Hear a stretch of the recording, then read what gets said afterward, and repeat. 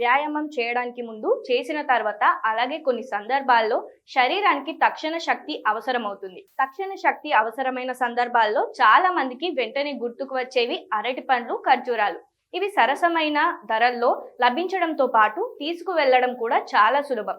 అయితే ఖర్జూరం, అరటి పండ్లలో తక్షణ శక్తి ఇవ్వడంలో ఏవి బాగా పనిచేస్తాయి?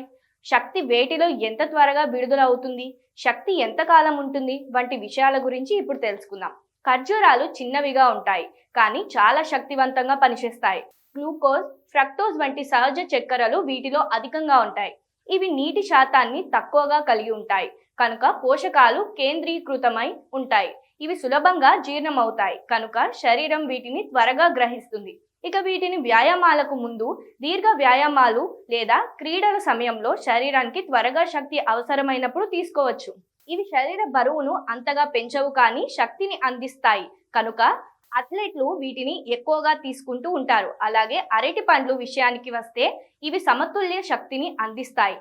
ఇవి అందించే శక్తి ఎక్కువ కాలం పాటు ఉంటుంది. అరటి పండ్లు సాధారణ సంక్లిష్ట కార్బోహైడ్రేట్ల మిశ్రమం. వీటిలో నీటి శాతం, ఫైబర్ ఎక్కువగా ఉంటుంది కనుక ఇవి నెమ్మదిగా జీర్ణమవుతాయి. వ్యాయామానికి 30 నుండి 60 నిమిషాల ముందు వీటిని తీసుకోవడం మంచిది.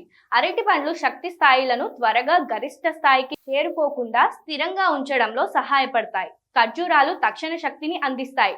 అరటి పండ్లు మితమైన, స్థిరమైన శక్తిని అందిస్తాయి.